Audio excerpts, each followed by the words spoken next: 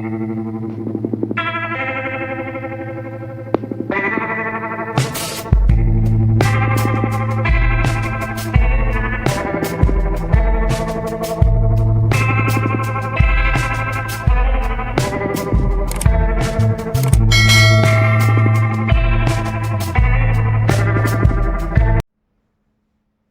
Everyone, welcome to the class. This is me Mahesh Kumar Sahu. आज से हम लोग स्टार्ट करने वाले हैं क्लास 11th का चैप्टर नंबर 14 ऑसिलेशंस। यह चैप्टर नीट जेई और बोर्ड्स के पॉइंट ऑफ व्यू से काफ़ी इम्पोर्टेंट है और इस पूरे चैप्टर को हम लोग स्मॉल स्मॉल सेगमेंट में पढ़ेंगे। तो चलिए आज का जो हमारा क्लास है उसको स्टार्ट करते हैं। आज के क्लास में हम लोग ऑसिलेशंस के बारे में और उसके बेसिक इंफॉर्मेशन, इंट्रोडक्शन और एनसीईआरटी के एक दो एग्जांपल्स करेंगे। तो स्टार्ट करते हैं। इससे पहले के चैप्टर्स में हम लोग मोशन के बारे में पहले से पढ़ चुके हैं, जिसमें कई तरह के मोशन के बारे में पढ़े हैं, जैसे रेक्टिलिनियर मोशन,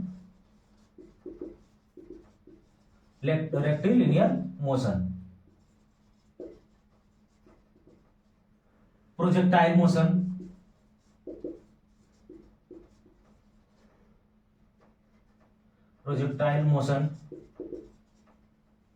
सर्कुलर मोशन,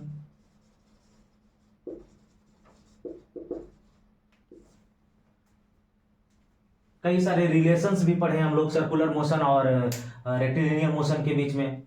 ये मोशन एक स्ट्रेट लाइन मोशन था, इसमें कोई ऑब्जेक्ट इस तरह के कर्व पाथ में चलता था, और प्रोजेक्टाइल भी कई तरह के थे।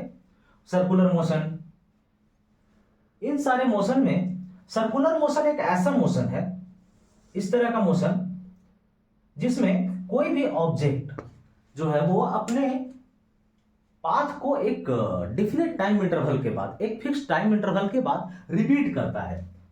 जैसे यहां से वो चलने लगा और चलते चलते इस तरह से वापस यहां आता है और फिर इस अपने पाथ को एक टाइम इंटरवल के बाद रिपीट करता है। और भी कई तरह के एग्जांपल्स हैं, जैसे motion of planet in a solar system. कोई भी प्लैनेट जो है, जैसे यहां बीच में सन है और इसके चारों तरफ कोई भी प्लैनेट जो है वो रोटेट कर रहे हैं, रिवॉल्व कर रहे हैं इसके चारों तरफ एक डिफिनिट टाइम इंटरवल के बाद, एक फिक्स्ड टाइम इंटरवल के बाद।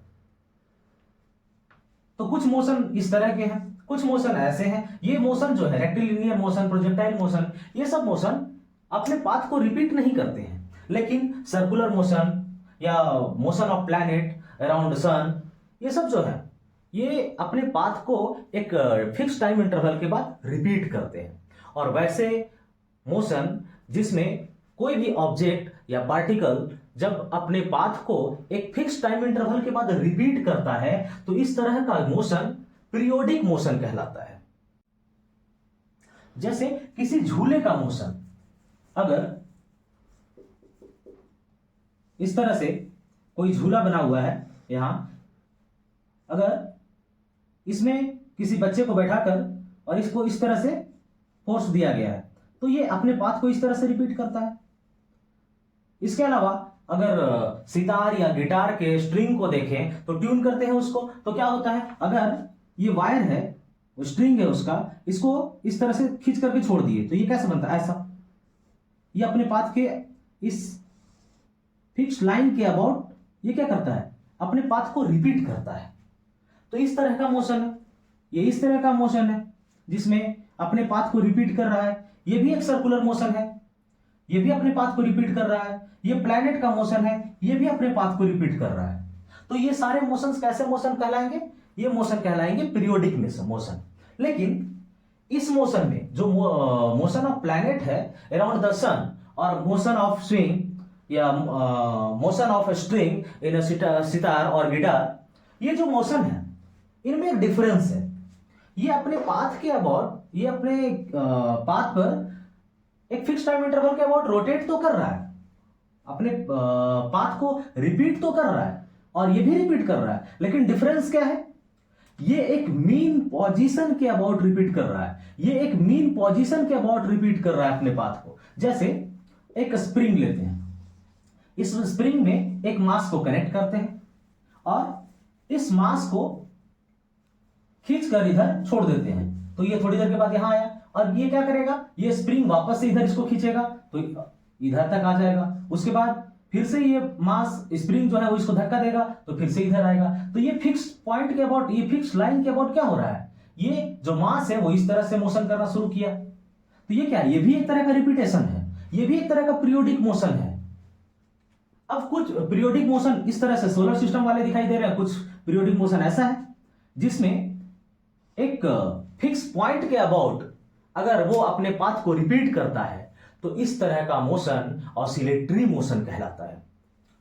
पीरियोडिक दोनों ही है, जो motion of planet around sun, circular motion, motion of swing, motion of string of guitar या मोशन ऑफ स्प्रिंग, ये सारे पीरियोडिक मोशन के एग्जांपल्स हैं। लेकिन जब हम लोग बात करते हैं ऑसिलेटरी मोशन की, तो ऑसिलेटरी मोशन वैसा मोशन है जिसमें कोई भी ऑब्जेक्ट जो है वो अपने एक फिक्स्ड पॉइंट के अबाउट अपने पाथ को रिपीट करता है, और वो फिक्स्ड पॉइंट मीन पोजीशन कहलाता है। वो फिक्स पॉइंट क्या कहलाता है, मीन पोजीशन कहलाता है। तो कोई भी ऑब्जेक्ट, कोई भी पार्टिकल जब अपने पाथ को रिपीट करता हो एक फिक्स इंटरवल के बाद और अपने मीन पोजीशन के अबाउट रिपीट करता हो, तो वो मोशन कैसा मोशन कहलाएगा, ऑसिलेटरी मोशन कहलाएगा। और जब अपने पाथ को रिपीट कर रहा है एक फिक्स इंटरवल के बाद, तो वो कैसा मोशन है, पीरियोडिक मोशन है। सारे ऑसिलेटरी मोशन पीरियोडिक मोशन हो सकते हैं, लेकिन सारे पीरियोडिक मोशन ऑसिलेटरी मोशन नहीं हो सकते हैं। लेकिन ध्यान रहे कि सारे ऑसिलेटरी मोशन पीरियोडिक मोशन तब होंगे जब एनर्जी का लॉस नहीं हो रहा होगा। एनसीईआरटी के हिसाब से देखें तो एक इंसेक्ट है, इंसेक्ट मतलब कीड़ा, वो एक वाल के ऊपर इस तरह से चढ़ता है ऊपर, फिर यहां से गिर जाता है नीचे, फिर ऊपर चढ़ता है, फिर नीचे आता है। अगर इसका हम लोग पाथ बनाए तो कैसा बनेगा, इसका पाथ अगर x और t का बना तो टाइम के साथ इसका पाथ कैसा होगा, पहले टाइम इंक्रीज कर रहा है तो इसका डिस्प्लेसमेंट भी इंक्रीज कर रहा है, तो कुछ इस तरह से जाएगा, ऊपर चढ़ेगा, उसके बाद ये फिर से नीचे आना शुरू करेगा, मतलब इसका डिस्टेंस जो है या डिस्प्लेसमेंट जो है वो नीचे कम होने लगेगा, तो इस तरह से होगा। फिर कुछ टाइम के बाद चढ़ता है तो इस तरह से उसका पाथ बनता रहेगा। और ये मोशन कैसा मोशन है, एक पीरियोडिक मोशन है। जैसे अगर किसी बॉल को हम लोग हाथ में लेते हैं और उसको ग्राउंड पर ठप्पा लगाते हैं, फिर उसको जोर से फेंकते हैं, फिर उसको पकड़ते हैं, फिर फेंकते हैं, फिर तो इस तरह से जो मोशन है उस बॉल का, वो मोशन कैसा मोशन होगा, तो ऐसा होगा, फिर ऐसा, मतलब ग्राउंड से xt का ग्राफ है तो ग्राउंड से ऊपर गया, फिर नीचे आया, फिर ऊपर गया, फिर नीचे आया, तो इस तरह का मोशन, ये भी पीरियोडिक मोशन है, ये भी पीरियोडिक मोशन है। अभी जितने सारे हम लोग एग्जांपल देखे हैं वो सारे पीरियोडिक मोशन है, लेकिन इसमें से कुछ ऑसिलेटरी मोशन है। पीरियोडिक मोशन कौन कौन है, तो पीरियोडिक मोशन में सारे पीरियोडिक मोशन है, लेकिन ऑसिलेटरी वैसा मोशन जो एक फिक्स इंटरवल के बाद अपने पाथ को रिपीट तो कर रहा है, लेकिन एक फिक्स्ड पॉइंट के अबाउट, जिसको हम लोग मीन पोजीशन कह रहे हैं, मतलब मीन पोजीशन के अबाउट अगर कोई भी पार्टिकल, कोई भी ऑब्जेक्ट अपने पाथ को रिपीट करता है तो इस तरह का मोशन कैसा मोशन कहलाएगा, ऑसिलेटरी मोशन कहलाता है। तो चलिए हम लोग थोड़ा पीरियोडिक मोशन को देखते हैं।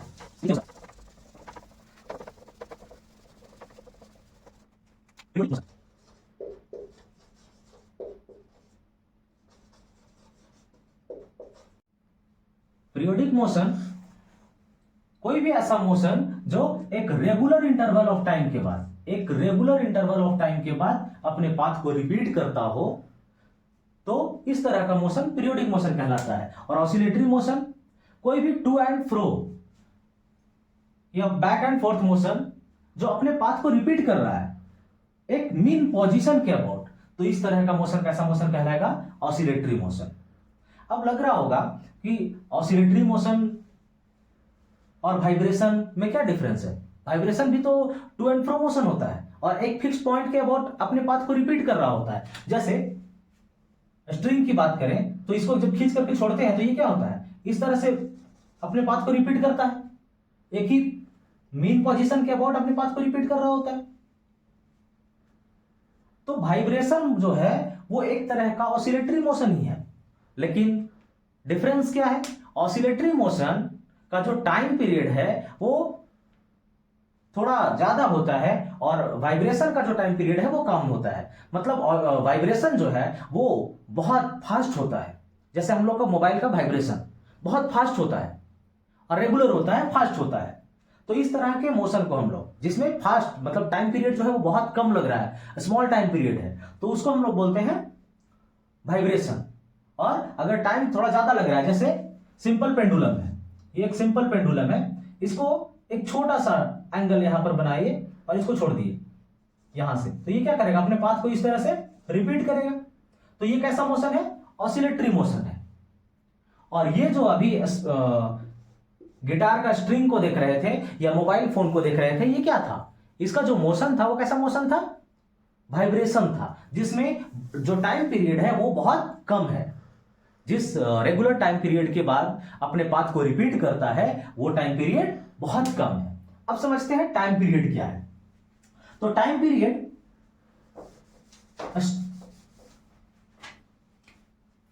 Time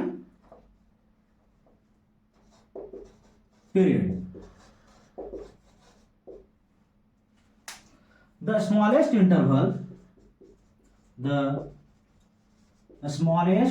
interval after which body repeat its path is called time interval।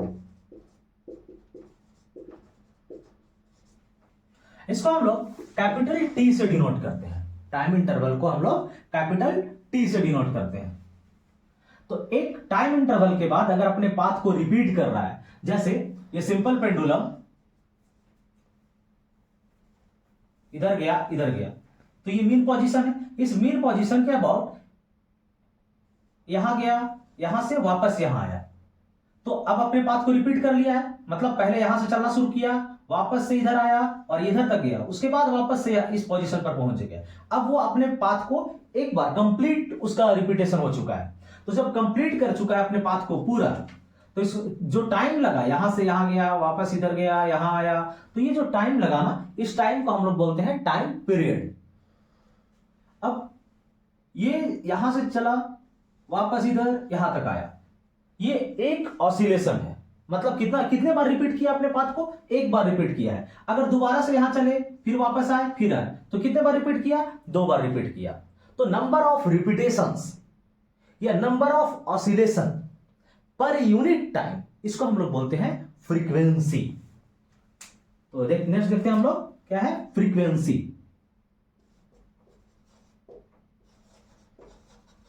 Frequency frequency क्या होता है, नंबर ऑफ ऑसिलेशन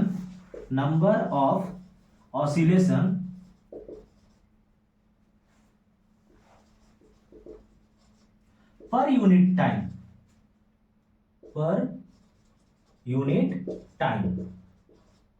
इसको हम लोग बोलते हैं फ्रीक्वेंसी। इसको डिनोट करते हैं, कभी कभी स्मॉल एफ से डिनोट किया हुआ दिखेगा और कभी कभी न्यू लिखा हुआ रहता है। ये दोनों का मतलब फ्रीक्वेंसी ही है। नंबर ऑफ ऑसिलेशन या number of repetition per unit time, इसको हम लोग बोलते हैं फ्रीक्वेंसी। तो आप लोग periodic motion, oscillatory motion, time period और फ्रीक्वेंसी, ये चीज समझ गए हैं। तो number of oscillation per unit time, मतलब अगर एक ऑसिलेशन है तो फ्रीक्वेंसी का वैल्यू क्या हो जाएगा, 1/t। अगर 2 ऑसिलेशन होगा तो 2/t, 3 ऑसिलेशन होगा तो 3/t। इस तरह से फ्रीक्वेंसी का फॉर्मूला निकल गया। अच्छा, इस टाइम पीरियड का ऐसा यूनिट क्या होगा, टाइम है तो इसका ऐसा यूनिट सेकंड होगा। फ्रीक्वेंसी का ऐसा यूनिट क्या होगा, तो 1/टाइम पीरियड है, मतलब 1/सेकंड। और इसको हम लोग क्या लिख सकते हैं, पर सेकंड भी लिख सकते हैं इसको, और इसको बोलते हैं हर्ट्ज। HZ से इसको डिनोट करते हैं, ये इसका यूनिट होता है। हर्ट्ज एक साइंटिस्ट है, उनके नाम पर दिया गया है। तो ये रिलेशन आ गया टाइम पीरियड और फ्रीक्वेंसी के बीच में। इससे रिलेटेड एनसीईआरटी का एक फर्स्ट एग्जांपल है, उसको हम लोग कर लेते हैं थोड़ा। क्वेश्चन में है on an average human heart is found to be beat 75 times in a minute, calculate frequency and time period. बोल रहा है कि एक मिनट में, इन अ मिनट, एक मिनट में कितने टाइम्स अपने बात को रिपीट कर रहा है? 75 टाइम्स। हार्ट बीट जो है वो क्या है? 75 टाइम्स इन अ मिनट। एक मिनट में कितना टाइम्स? 75 टाइम्स। तो frequency of heart beat in a, frequency of heart beat, तो 1 मिनट में कितना? 75 टाइम्स अपने बात को रिपीट कर रहा है एक मिनट में। तो 60 सेकंड में कितने हो जाएंगे? मतलब 1 मिनट को हम लोग 60 सेकंड लिख सकते हैं, तो 75। तो 1 सेकंड में कितना हो जाएगा? 1 सेकंड में 75/60। इसको कट करेंगे तो क्या हो जाएगा? 12, 15। ये हो गया 15/12। इसको कट करेंगे तो ये आ जाएगा 1.25 हर्ट्ज। ये आ गया फ्रीक्वेंसी। मतलब 1 सेकेंड में वो कितने टाइम्स अपने बात को रिपीट कर रहा है? इतना। इसका फ्रीक्वेंसी आ गया ये। एक मिनट में अगर 75 टाइम्स अपने बात को रिपीट कर रहा था। अगर इसका टाइम पीरियड निकाले तो टाइम पीरियड क्या होता है? वो टाइम पीरियड जिसके बाद अपने पाथ को रिपीट करता है कोई भी ऑब्जेक्ट। तो टाइम पीरियड के लिए क्या होता है? ये क्या निकला हम लोग के पास? फ्रीक्वेंसी निकला। तो रिलेशन हम लोग अभी क्या देखे हैं टाइम पीरियड और फ्रीक्वेंसी के बीच में? Frequency equals to 1 by time period. तो फ्रीक्वेंसी टाइम, अभी फ्रीक्वेंसी इधर आ जाएगा, टाइम पीरियड निकालना है तो time period equals to 1 by frequency. तो 1 बाई 1.25। यहां से पॉइंट हटाएंगे तो 00। इसको कट करेंगे तो कट करने के बाद आ जाएगा 0.8 सेकेंड। तो टाइम पीरियड हमारे पास क्या आ गया? 0.8 सेकेंड। मतलब हार्ट बीट जो है वो अपने पाथ को रिपीट कितने टाइम के बाद कर रहा होगा? कितने इंटरवल ऑफ टाइम के बाद कर रहा होगा? 0.8 सेकेंड के बाद। तो फ्रीक्वेंसी हो गया 1.25 हर्ट्ज और टाइम पीरियड हो गया 0.8 सेकेंड। नेक्स्ट हम लोग देखते हैं डिस्प्लेसमेंट। ऑलरेडी कई तरह के डिस्प्लेसमेंट देख चुके हैं। जैसे अगर कोई ऑब्जेक्ट अपने पाथ में या स्ट्रेट लाइन पाथ में चल रहा है, यहां से यहां चला गया, तो ये इसका डिस्प्लेसमेंट होता था। नेक्स्ट, अगर कोई ऑब्जेक्ट सर्कुलर मोशन में है तो इस फिक्स पॉइंट और इस रेफरेंस लाइन के अबाउट इधर चलते थे, तो ये जो एंगल थीटा बनता था उसको हम लोग एंगुलर डिस्प्लेसमेंट कहते थे। एक और एग्जांपल हो सकता है, जैसे ये सिंपल पेंडुलम है, सिंपल पेंडुलम को इधर ले जाकर छोड़े तो ये जो एंगल बना यहां, ये क्या है? एंगुलर डिस्प्लेसमेंट है। और जैसे ये स्प्रिंग है, स्प्रिंग को इसके पोजीशन से इधर खींच करके छोड़ दिया जाता है तो ये इधर गया, तो ये क्या उसका डिस्प्लेसमेंट है। इस मीन पोजीशन के अबाउट इधर डिस्प्लेसमेंट है, इधर डिस्प्लेसमेंट है। और अगर हम लोग इसका पाथ बनाए तो कैसा बनेगा? ये अपने मीन पोजीशन के अबाउट यहां तक जाएगा, मैक्सिमम डिस्प्लेसमेंट। और इसके बाद अगर इधर से वापस आ रहा होगा अपने पाथ से तो यहां से इधर भी जाएगा, यहां तक पहुंचेगा, ये इसका मैक्सिमम डिस्प्लेसमेंट होगा। तो इस मीन पोजीशन के अबाउट अपने पाथ को रिपीट कर रहा है और ये इसका डिस्प्लेसमेंट है। अगर पूछे कोई कि एक टी टाइम के बाद या t1 टाइम के बाद यहां पहुंचा तो ये क्या है? इसका डिस्प्लेसमेंट है। अगर t2 टाइम के बाद वो यहां पहुंचा है तो इस मीन पोजीशन के अबाउट ये इसका डिस्प्लेसमेंट है। तो अलग अलग तरह के डिस्प्लेसमेंट है। अब हम लोग ऑसिलेशन में डिस्प्लेसमेंट की बात करते हैं, या डिस्प्लेसमेंट कैसे निकालेंगे, उसका फॉर्मूला क्या होगा वो हम लोग देखते हैं। तो ये डिफरेंट टाइप के डिस्प्लेसमेंट हम लोग ऑलरेडी पहले से देख चुके हैं। अगर कोई ऑब्जेक्ट जो है वो सर्कुलर पाथ में मूव करता है, या पीरियोडिक मोशन में है।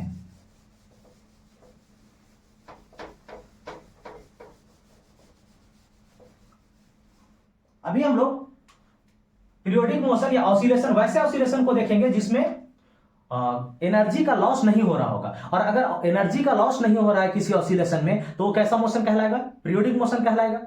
तो हम लोग उसका डिस्प्लेसमेंट निकालने की कोशिश करते हैं। तो जैसे कोई ऑब्जेक्ट इसमें चल रहा है, ये पाथ है उसका, सर्कुलर है, और एक फिक्स टाइम के बाद अपने पाथ को वो रिपीट करता है। तो मान लीजिए कि यहां से वो चलना शुरू किया, ये उसका ए पॉइंट है, ये कुछ भी हो सकता है उसका पॉइंट, ये पॉइंट पी मान लिया, ये उसका सेंटर है। तो सेंटर से ये पी पॉइंट पर पहली फर्स्ट टाइम वो ऑब्जेक्ट है, उसके बाद एक टी टाइम के बाद, मतलब कैपिटल टी टाइम इंटरवल के बाद वो अपने पाथ के पास वापस पी के पास पहुंचता है, फिर से अपने पाथ 2t के बाद पहुंचेगा, फिर से 3t के बाद पहुंचेगा। तो एक डिफरेंट टाइम इंटरवल के बाद यहां वापस पहुंच रहा है। अगर एक स्मॉल टी है, स्मॉल टी के बाद ये जो पी पॉइंट है ये इस पॉइंट पर पहुंच गया क्यू, तो क्यू पॉइंट पर पहुंचा तो ये पाथ ऐसा होगा, और ये रेफरेंस लाइन के साथ कुछ एंगल थीटा बनाएगा। अब इसको x और y कोऑर्डिनेट में हम लोग लिख लेते हैं। ये इसका y एक्सिस है और ये इसका x एक्सिस है, y और x। अब यहां से इस Q पॉइंट से x एक्सिस पर एक परपेंडिकुलर लाइन खींच रहा है, और उसी तरह से y पर भी। और ये जो इस पॉइंट को O मान लेते हैं, तो OQ का जो लेंथ है वो क्या होगा? रेडियस के बराबर होगा। तो उस रेडियस को कैपिटल A मान लिया, ठीक है। और इस पॉइंट को भी कुछ मान लेते हैं, इस पॉइंट को R मान लेते हैं। तो एक छोटा सा ट्रायंगल दिखाई दे रहा होगा OQR, ट्रायंगल है इन ट्रायंगल OQR। इस ट्रायंगल में देखिए, तो इस ट्रायंगल में साइन थीटा इक्वल्स टू क्या होगा? तो साइन थीटा इक्वल्स टू हो जाएगा P Q perpendicular by hypotenuse, कितना हो जाएगा? ओ क्यू, पी क्यू और डिवाइडेड बाई ओ क्यू। तो यहां से पी क्यू इक्वल्स टू क्या हो जाएगा? ये हो जाएगा ओ क्यू साइन थीटा। और पी क्यू क्या है? पी क्यू है हमारे पास y एक्सिस में डिस्प्लेसमेंट, ये y में है, तो इसको हम लोग y लिख सकते हैं। तो y इक्वल्स टू क्या लिख सकते हैं? OQ। और OQ क्या है हमारे पास? यहां OQ है OQ, और OQ क्या है? रेडियस, और उसको हम लोग क्या मान लिया है? A। तो A और साइन थीटा, ऐसा लिख सकते हैं। अब इस थीटा को क्या लिख सकते हैं हम लोग? इस थीटा को लिख सकते हैं, थीटा क्या होता है? Angular displacement. ये क्या है? Angular displacement.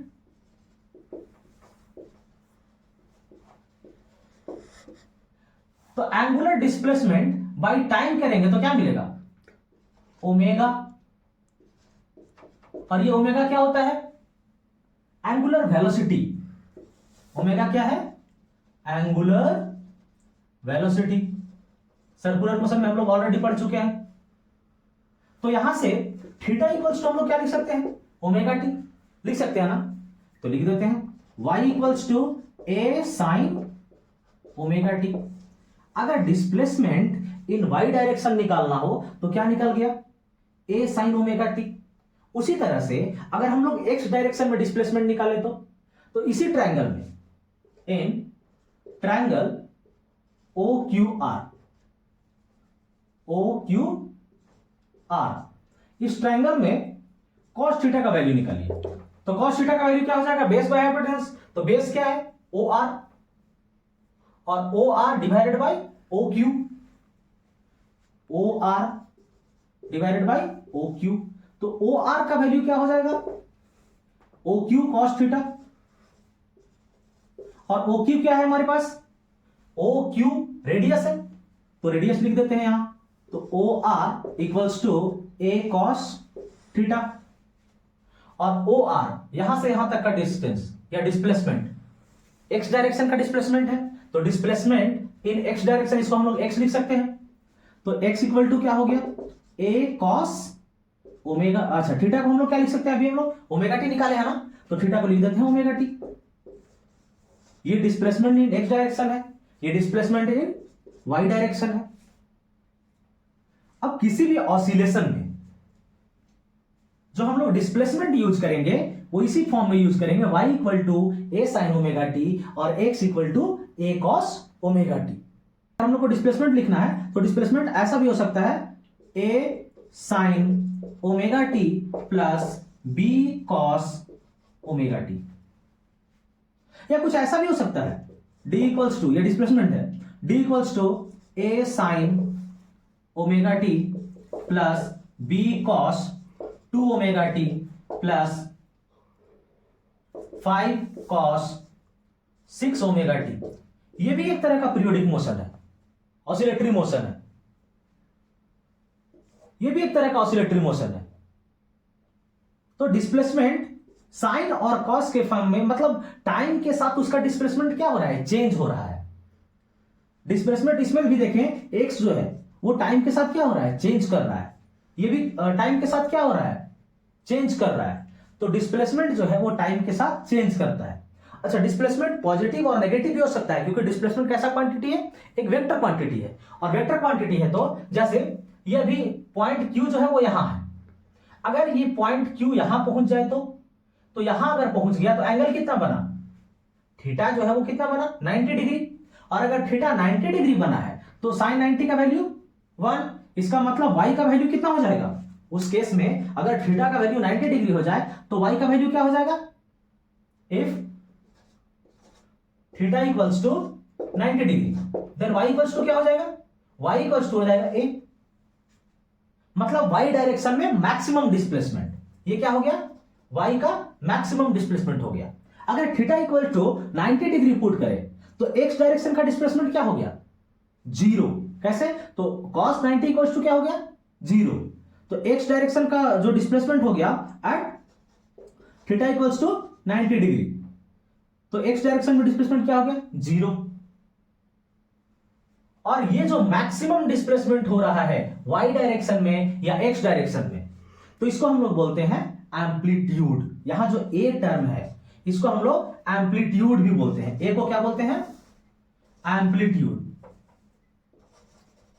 Amplitude maximum displacement. और अगर इन दोनों का बात करें, जैसे दो एक साथ आ गए हैं, यहां साइन भी आया है और कॉस भी आया है, अब इसका जो फाइनल एम्पलीट्यूड होगा वो कितना होगा, तो इसका एम्पलीट्यूड का स्क्वायर प्लस इसका एम्पलीट्यूड का स्क्वायर इक्वल टू ऐसा। अगर फाइनल एम्पलीट्यूड हमारे पास डी है या डी डैश है तो क्या हो जाएगा, तो root under A square plus B square. Displacement in Y direction कितना लिखे थे, ए साइन ओमेगा टी, या डिस्प्लेसमेंट इन एक्स डायरेक्शन कितना लिखे थे, ए कॉस ओमेगा टी। अगर हम लोग टाइम पीरियड की बात करें तो टाइम पीरियड हम लोग के पास कितना होगा, मतलब कितने टाइम के बाद वो अपने पाथ को रिपीट करेगा। तो यहां से चलना शुरू किया है वो ऑब्जेक्ट और वापस से यहीं आएगा, मतलब ये एंगल कितना है, जीरो, यहां पाई बाई टू, यहां पाई, यहां 3 पाई बाई टू, यहां वापस से 2 पाई, मतलब 2 पाई एंगल के बाद वो अपने पाथ को रिपीट कर रहा है। तो अगर ऐसा लिखे हम लोग, time period equals to 2 pi by omega, लिख सकते हैं ऐसा। नहीं समझ में आया, ठीक है देख लेते हैं, नहीं समझ में आया तो ये टाइम पीरियड है। तो ये थीटा क्या होता है, एंगुलर डिस्प्लेसमेंट, और ओमेगा क्या होता है, एंगुलर वेलोसिटी। तो थीटा इक्वल्स टू या ओमेगा इक्वल्स टू क्या होता है, थीटा बाई टाइम। मतलब लीनियर वेलोसिटी में हम लोग लीनियर वेलोसिटी इक्वल्स टू क्या होता था, डिस्प्लेसमेंट बाय टाइम। तो ये लीनियर वेलोसिटी मिलता था। ठीक उसी तरह से एंगुलर वेलोसिटी के लिए एंगुलर डिस्प्लेसमेंट बाय टाइम। तो यहां से ओमेगा का वैल्यू क्या हो जाएगा, तो थीटा एक कंप्लीट सर्कल में या तो अपने वापस कितने एंगल के बाद वो अपने पाथ को रिपीट कर रहा है, तो 2 पाई एंगल के बाद ये थीटा का वैल्यू कितना होना चाहिए एक रिपीटेशन के लिए, पाई, सॉरी 2 पाई। तो यहां थीटा के पास लिख दिए 2 पाई। और टाइम पीरियड जो जब अपने पाथ को रिपीट करता है जिस टाइम के बाद, उस टाइम इंटरवल को क्या बोलते हैं, कैपिटल टी, टाइम इंटरवल। तो यहां से टी इक्वल्स टू क्या हो जाएगा, 2 पाई बाई ओमेगा। क्लियर हुआ, यह है टाइम पीरियड। अगर कोई भी ऑसिलेशन जो है, अब हम लोग एक जनरल फॉर्म लिखते हैं, तो कोई भी ऑसिलेशन जो है उसका इक्वेशन कैसा दिखाई देगा, उसके डिस्प्लेसमेंट का जो इक्वेशन है वो कैसा दिखाई देगा, तो वो इक्वेशन जो दिखाई देगा वो कुछ इस तरह से होगा, function of T is equals to A sine omega T plus five, या ऐसा T is equals to A cos omega T, ये प्लस माइनस दोनों हो सकता है, प्लस माइनस 5, ऐसा दिखाई देगा। अब ऐसा क्यों लिखे हैं, ये जो डिस्प्लेसमेंट इन वाई डायरेक्शन है ये किस पर डिपेंड कर रहा है, टाइम पर डिपेंड कर रहा है। टाइम के चेंज होने से डिस्प्लेसमेंट चेंज हो जा रहा है, यहां भी टाइम के चेंज होने से ये डिस्प्लेसमेंट क्या हो रहा है, चेंज कर रहा है। मतलब एक्स और वाई किसका फंक्शन है, टी का फंक्शन है। जैसे जैसे टी चेंज करेगा डिस्प्लेसमेंट इन एक्स डायरेक्शन और displacement in Y direction change करेगा। तो उसको हम लोग लिखे हैं फंक्शन ऑफ टी। जो डिस्प्लेसमेंट है वो किसका फंक्शन है, टी का फंक्शन है। तो डिस्प्लेसमेंट किसका फंक्शन हो गया, टी का, तो एफ टी लिख दिए उसको, ए साइन ओमेगा टी।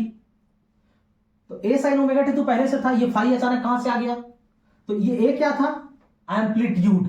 अभी बोले थे ना मैक्सिमम डिस्प्लेसमेंट, ए क्या था, एम्पलीट्यूड।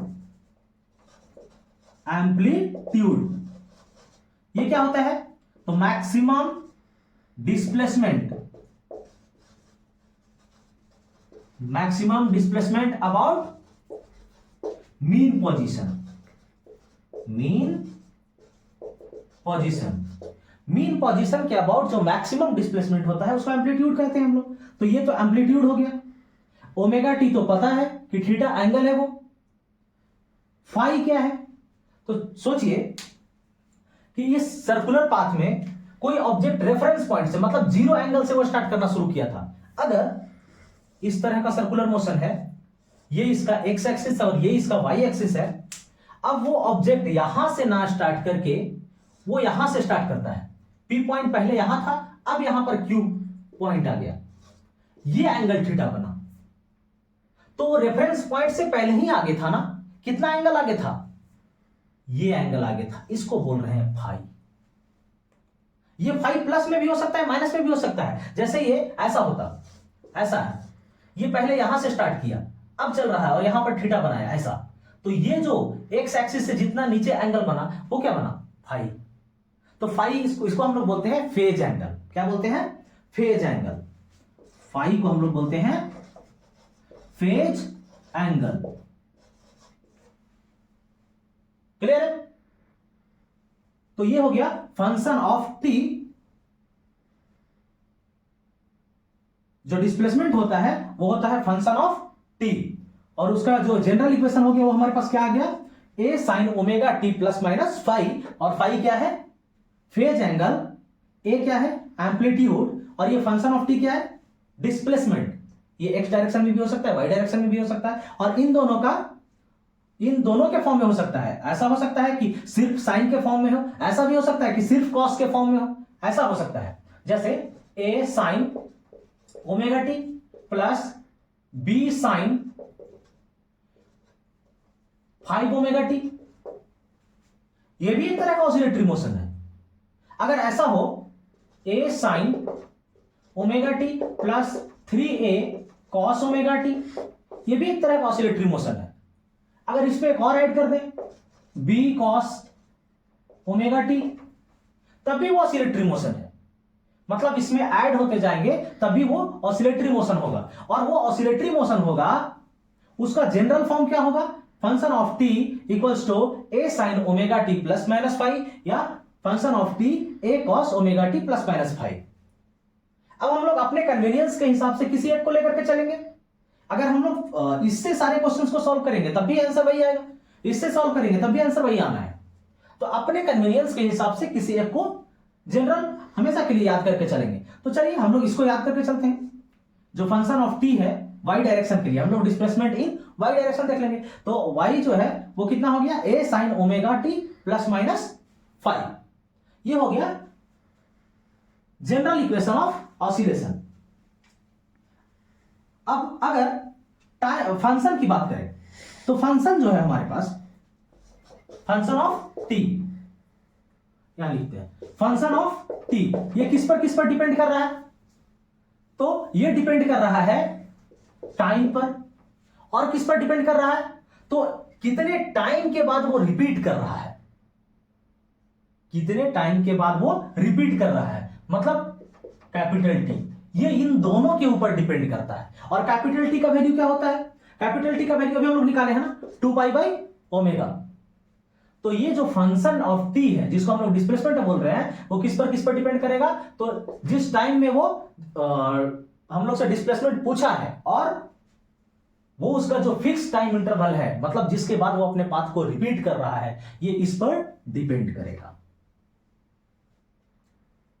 चलिए नेक्स्ट देखते हैं। नेक्स्ट है हमारे पास फंक्शन ऑफ टी कुछ इस तरह से दिया गया है, A sine omega T plus B cos omega t. अब इसको लाना है जनरल फॉर्म में, और जनरल फॉर्म हमारे पास क्या है, function of T equals to, displacement कुछ अलग हो जाएगा तो सॉरी एम्पलीट्यूड कुछ अलग हो जाएगा, तो amplitude equals to amplitude into sine omega T plus minus five, ऐसा है जनरल इक्वेशन। तो यहां से फाइनल एम्पलीट्यूड जो डी है वो हो जाएगा root under A square plus B square, और फाइव क्या हो जाएगा, तो फाइव के लिए हो जाएगा tan five equals to B by A. ये एक फॉर्मूला है और ये एक फॉर्मूला है, इसको ध्यान में रखना है। अब लग रहा होगा ये पता नहीं समझ नहीं आया या आया, ये कहां से आ गया, तो इसके लिए एक क्वेश्चन करते हैं, क्लियर हो जाएगा ये। तो क्वेश्चन है हमारे पास sine omega T plus cos omega t, ऐसा क्वेश्चन है। अगर हम लोग को निकालना है जनरल फॉर्म इसका, तो जनरल फॉर्म के लिए डी इक्वल्स टू क्या है, रूट अंडर ए का स्क्वायर प्लस बी का स्क्वायर। तो यहाँ ए कितना है 1 और यहाँ भी कितना है 1, तो डी इक्वल्स टू क्या हो जाएगा 1 का स्क्वायर प्लस 1 का स्क्वायर रूट अंडर 2 हो जाएगा ऐसा। अगर फाइव निकालना है तो tan फाइव इक्वल्स टू क्या हो जाएगा b बाई ए, तो tan five equals to b का वैल्यू कितना है यहां पर 1 और a का वैल्यू ये भी 1, तो tan फाइव का वैल्यू क्या होता है, tan 1 का वैल्यू क्या होता है, tan 1 के लिए एंगल क्या हो जाएगा 45 डिग्री, तो फाइव इक्वल्स टू क्या हो जाएगा हमारे पास 45 डिग्री। इसी तरह से एक और अगर क्वेश्चन है ऐसा, √3 sign omega T plus cos omega T, इसको लाना है जनरल फॉर्म में, इस फॉर्म में। तो इस केस में एम्पलीट्यूड जो है ए, फाइनल एम्पलीट्यूड ये कितना हो जाएगा, तो जो साइन के साथ है उसका स्क्वायर, मतलब इसके एम्पलीट्यूड का स्क्वायर, तो ये कितना है √3 और इसका स्क्वायर, इसका स्क्वायर प्लस यहाँ कितना है 1 इसका स्क्वायर, तो √3 का स्क्वायर 3 और 3 प्लस 1 4, तो ए का वैल्यू कितना हो गया और रूट से बाहर निकलेगा तो 2, और tan फाइव क्या हो जाएगा, tan फाइव हो जाएगा cos के साथ जो है, cos के साथ कौन है 1 और डिवाइड बाई साइन के साथ जो है, तो साइन के साथ कौन है √3, तो फाइव का वैल्यू क्या हो जाएगा यहां से, tan फाइव का वैल्यू √3 कब होता है tan 30 डिग्री के लिए, तो 30 डिग्री के लिए मतलब π/6। तो अब हम लोग जनरल फॉर्म में लिखना चाहते हैं तो क्या हो जाएगा, तो देखिए इसके लिए जनरल फॉर्म क्या हो जाएगा, जनरल फॉर्म हो जाएगा function of T equal to √2 sine omega T plus π/4 45 degree. इसके लिए क्या लिख सकते हैं? तो function of T equals to amplitude, ये आ गया 2 साइन ओमेगा टी प्लस π/6। ये क्लियर है? नेक्स्ट देखते हैं एनसीईआरटी का एग्जाम्पल नंबर 13.2 है।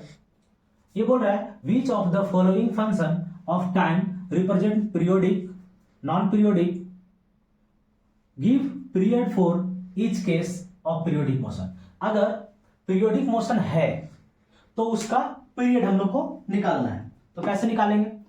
वो निकालने के लिए अभी हम लोग पहले फर्स्ट को देखते हैं। फर्स्ट में क्या बताए थे? अगर वो साइन के टर्म में है या कॉस के टर्म में है तो वो कैसा फंक्शन है? पीरियोडिक फंक्शन है। तो अगर पीरियोडिक फंक्शन है तो इसको जनरल फॉर्म में लिखेंगे तो कैसे लिखेंगे? तो एम्पलीट्यूड इक्वल्स टू क्या होता है? रूट अंडर साइन के साथ जो है उसका स्क्वायर। तो साइन के साथ कौन है? 1। यहां कोफिशिएंट में कौन है? 1 है, उसका एम्पलीट्यूड 1 है, तो 1 का स्क्वायर प्लस कॉस के साथ कौन है? 1, तो इसका स्क्वायर। तो ये क्या हो जाएगा? a equals to root under 1 का स्क्वायर प्लस 1 का स्क्वायर 2। तो a का वैल्यू क्या हो गया? √2। और निकालना है फाई, तो tan फाई इक्वल्स टू क्या हो जाएगा? कॉस के साथ जो है तो 1 डिवाइडेड बाई साइन के साथ जो है 1। तो फाई का वैल्यू यहां पर क्या हो जाएगा? tan फाई का वैल्यू 1 कब होता है? जब पाई का थीटा का वैल्यू क्या होता है? π/4। तो ये π/4 के लिए आ गया। अब इसको जनरल फॉर्म में लिखना होगा तो कैसे लिखेंगे? तो जनरल फॉर्म में लिखेंगे function of T equals to a यानी कि √2, ऐसा था ना हम लोग के पास, यहां a sine omega T plus minus five, ऐसा था। तो इसको हम लोग और क्या लिख सकते हैं? तो function of T equal to a का वैल्यू क्या आ गया? √2 और साइन लिख देते हैं, उसके बाद omega T plus minus five. तो यहां अभी हम लोग के पास प्लस आया है तो प्लस लिख देते हैं 5, और 5 का वैल्यू क्या है? π/4। अगर ये फिर से वापस अपने पाथ को रिपीट कब करेगा? तो वापस से रिपीट करेगा फिर से 2 पाई इंटरवल के बाद। तो इसको ऐसा भी लिख सकते हैं function of T equals to √2 sine omega T plus 2 pi plus π/4। ये 2 पाई क्यों लिखे हैं? क्योंकि साइन जो है वो वापस से यहां आया पाई, वापस 2 पाई है, और 2 पाई के बाद फिर से अपने पाथ को रिपीट करने लगेगा ना, तो इसीलिए 2 पाई को भी ऐड कर सकते हैं। नेक्स्ट है second number, sign omega T plus cos 2 omega T plus sign 4 omega T. क्या ये पीरियोडिक है? हाँ पीरियोडिक है, लेकिन इसका टाइम पीरियड क्या होगा? तो इसका टाइम पीरियड के लिए टाइम पीरियड का हमारे पास फॉर्मूला क्या होता था? 2 पाई/ओमेगा। अब लग रहा होगा कि इसका तो अलग टाइम पीरियड होगा, इसका अलग टाइम पीरियड होगा, इसका अलग टाइम पीरियड होगा। ये जो ओमेगा है ना वो फाइनल सबका अलग अलग के लिए है। तो हमारे पास जो टाइम पीरियड का फॉर्मूला होगा वो क्या होगा? 2 पाई/ओमेगा के ही बराबर होगा। नेक्स्ट, क्या ये थर्ड नंबर पीरियोडिक है? ये है e⁻⁻ इसको और क्या लिख सकते हैं? 1/e⁻⁻t। जैसे जैसे टाइम को इंक्रीज करेंगे, ये रिसिप्रोकल में 1 के बाई में है, तो ये क्या हो जाएगा? धीरे धीरे डिक्रीज करता जाएगा, और डिक्रीज करता जाएगा तो ये एक्सपोनेंशियली डिक्रीज करेगा। इसका मतलब ये पीरियोडिक नहीं है, not periodic. Next, log omega T. Log कैसा फंक्शन होता है? लॉग एक पीरियोडिक फंक्शन नहीं होता है। ये लॉगरिथमिक जो फंक्शन होता है वो कभी भी पीरियोडिक नहीं होता है। ये 10 के पावर के हिसाब से चलता है, जो इसका बेस है e हो या 10 हो वो उसके अनुसार चलता है। तो ये एक पीरियोडिक फंक्शन नहीं है, तो ये भी नॉट पीरियोडिक।